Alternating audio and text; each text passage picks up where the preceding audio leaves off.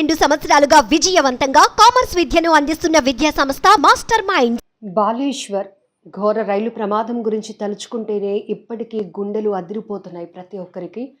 అదే రోజు కోరమండల్ ఎక్స్ప్రెస్లో ప్రయాణం చేసి ఆ భయంకరమైన రైలు ప్రమాదం నుంచి తప్పించుకున్న వాళ్ళని కదిలిస్తే ఇప్పటికీ ఆ సంఘటనను తలుచుకొని వాళ్ళు ఆ భయం నుంచి బయటపడటం చాలా పెద్ద సమస్య అనే చెప్పాలి. ఎందుకంటే ఆ రోజు జరిగినటువంటి సంఘటన ఇప్పటికీ మా కళ్ళ ముందు కదలాడుతూనే ఉంది.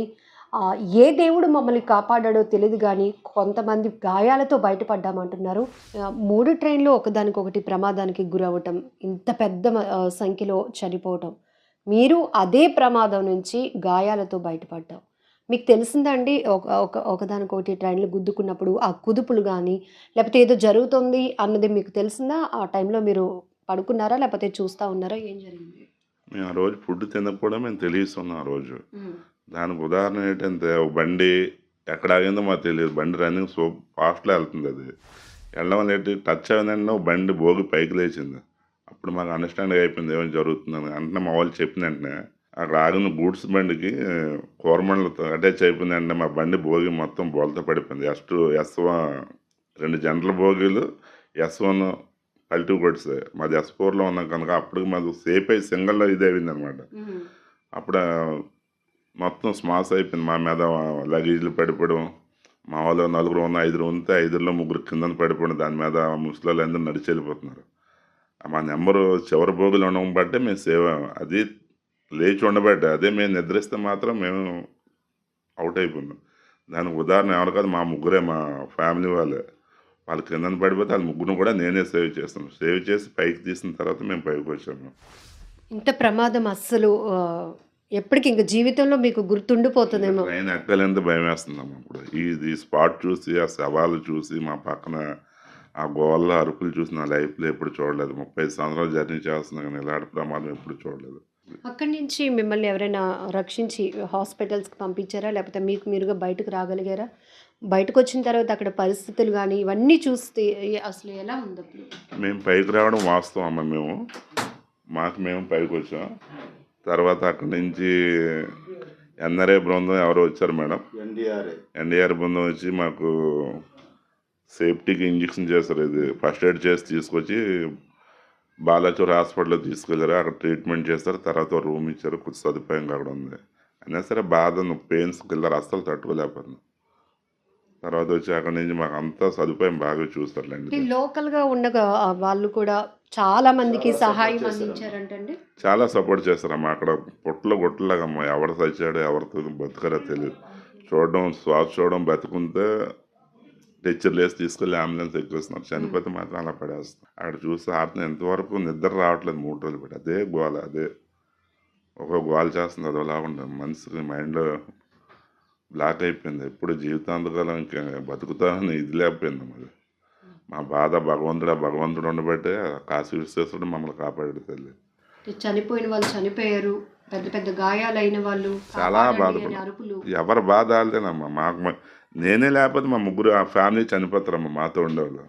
అవి హెవీ వెయిట్ మనుషులు. వాళ్ళు ఎలా పడిపోయారు తెలుసా? లేడీస్ పాపకి బాత్రూమ్ గ్లాస్ ఉంటుందా, బ్యాక్ సైడ్కి అలా గుచ్చుకుపోయి అలా ఉండిపోతే వాళ్ళ మీద ఎక్కి వెళ్ళిపోతే నేను వాళ్ళ ముగ్గురిని తీసుకొచ్చి పైకి లాక్కొచ్చింది. అంటే వీళ్ళు పడిపోయినా వాళ్ళని తీసేటంత సమయం కూడా లేదు. మిగతా వాళ్ళు ఎవరికాలు రక్షించుకోవడానికి పరుగులు. 6:95 7:10లోకి 5 నిమిషాలు జరిపింది. కన్ను మరుస్తాడు, కన్ను అయిపోయింది తల్లి. అది ఎలా జరిగిందో, అటాక్ ఏంటి తెలుసా? గుద్దు కూడా మాకు సౌండ్ అనిపించింది. కానీ ఎవరు గుద్దారు, ఏటి వచ్చేదని లేదు తల్లి.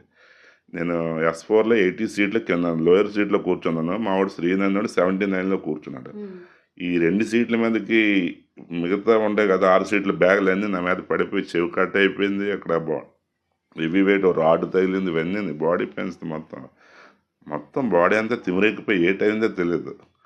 ఆ గంచాలాడు కడితే రక్తం ఫుల్ బ్లడ్. అంటే అంతే మేము బతుకున్నామని ఇది కానీ మా దగ్గరికి ఇదేం లేదు. ఎవరో రానందరికి వచ్చి వెళ్తున్నారు కానీ అక్కడ ఎక్కడ ఉన్నారు వీళ్ళు తీసుకెళ్తామని ఏం లేదు. బిలో 2 అవర్స్ మేము ఫోన్ చేస్తే ఎవరికి ఫోన్ అంతా ఇచ్చేసాం, జామర్లో పెట్టేసారు కనుక అర్థమైపోయింది ఇక్కడ లూసెన్స్ అయిపోద్దని. ఆ 2 అవర్స్ తర్వాత వచ్చి ఆ సిబ్బంది వచ్చి మాకు ఫస్ట్ ఎయిడ్ చేసి అప్పుడు హాస్పిటల్ తీసుకెళ్ళారు. మీరు విశాఖ ఎలా చేరుకున్నారు? స్పెషల్ ట్రైన్ పెట్టారు, దాంట్లో వచ్చారా అండి? ఏమి అలా రాలేదమ్మా. మాకు ఇంట్లో వాళ్ళు గోల, మాకు భయం వేసేస్తుంది. ఆడ శవాలు చూసి, ఆ మారుతులు చూసి ఒక బండి బుక్ చేసుకొస్తాను తల్లి అక్కడికి. బండి బుక్ చేసుకొస్తే అది కూడా 10 అవర్స్ రావాల్సింది, 18 అవర్స్ ఎంతో పట్టింది. శనివారం 1 గంటకి తీసాం బండి. మరుసటి రోజు ఆదివారం 5:30కి వచ్చాం.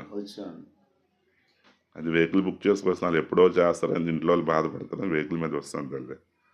దానికి అక్కడ పంకజం గారు అయితే చాలా హెల్ప్ చేసి, ఉండండి మీ అన్నీ చూసి పంపిస్తాను సార్, మాకు డబ్బు ఇది అగర్వాల్. నాకు ఈ టీచింగ్ చేసింది సాయి హాస్పిటల్ అని. అక్కడ చిలక నేవల వాళ్ళు వచ్చారు, ఎక్విప్మెంట్ లేదండి అని చెప్తే అప్పుడు సాయి హాస్పిటల్లో మాకు ట్రీట్మెంట్ చేశారు దీనికి ఇవన్నిటికి. ఫోన్లు పనిచేయలేదు, అదే ట్రైన్లో మా వాళ్ళు వస్తున్నారు అని ఇంట్లో వాళ్ళు చూస్తూ ఉన్నారు. అప్పటికే ఈ 3 ట్రైన్లు ప్రమాదంలో ఎంతోమంది చనిపోయారు అని వార్తలు కూడా వైరల్ అయిపోతున్నాయి. ఇంటికి రాగానే అసలు కుటుంబ సభ్యుల పరిస్థితి ఎలా ఉందండి? అయితే మేము ఆ రోజు నైట్ అంతా మేము చేయలేదండి. రాత్రి 1 గంట నుంచి మా ఫోన్లు ఆన్ అయ్యాయి కదా, నా ఫోన్ అయితే పోయింది మొత్తం, కెమెరా నాకేం లేదు. మా అల్లుడు గారిది, తర్వాత వచ్చి మా మాయ గారి ఫోన్తో చేస్తాను మా అబ్బాయికి. చేస్తే అప్పుడు ఎలాగెలా ఉందో, మేము పర్లేదని చెప్పి సేఫ్గా ఉన్నాం, ఒక హాస్పిటల్లో ఉందని చెప్పాను మా అబ్బాయికి. అప్పుడు ఇంట్లో వాళ్ళు కొద్దిగా సాటిస్ఫైస్తారు. ఏమైనా సరే వచ్చే అంటున్నారు. అక్కడ వచ్చేయడానికి ఆ చీకట్లో ఎక్కడ వచ్చేస్తాం, ఎక్కడ రావడం కాదు. మా బాధ చూసినాడు కానీ ఎవడ పని ఆడదు. అక్కడ మేము డేర్ చేస్తే అతను పంకజం అతను మాకు టచ్ అవ్వగానే అన్నీ ఫ్రీగా, అన్నీ మాకు కొద్దిగా కంట్రోల్ అయింది. లేకపోతే హార్ట్ అటాక్, బోన్లో పెయిన్స్ ఇవన్నీ అస్సలు ఎవరితో మాట్లాడే స్కోప్ లేదు.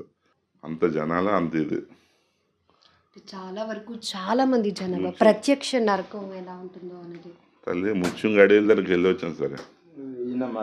మా మాయ గారు S4లోని 79లో ఉన్నాడు ఆయన 79 అనుకున్నాను. ఆయనకి అయితే మొత్తం సామాన్లు వచ్చి బోన్స్ మీదకి వచ్చి తగిలిస్తే ఆయన అలా ఇదైపోయాడు. మన రాత్రి కూడా 7 ఇంచుకి అక్కడ హాస్పిటల్లో జాయిన్ చేశాడని చెప్తున్నారు. అది మా పరిస్థితి. ఆ రోజు మాతో ఆర్తనాదాలు, ఈ బాధకి ఎలా ఉన్నా మాకే తెలియదు తల్లి. జీవితంలో జన్మ అంటుంటే అదొకటి తీలేరు సార్ తల్లి, అలాగుంది మాకు పద్ధతి. ఆ ఏడుపులు, బాధలు ఇవన్నీ చూస్తే అదో రకం.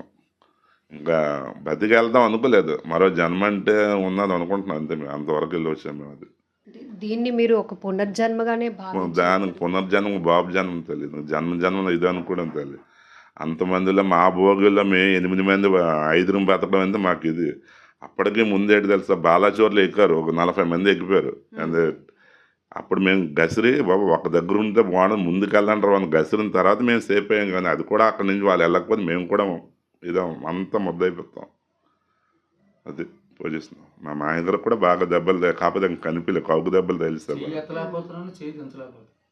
అది పూజిస్తున్నాం.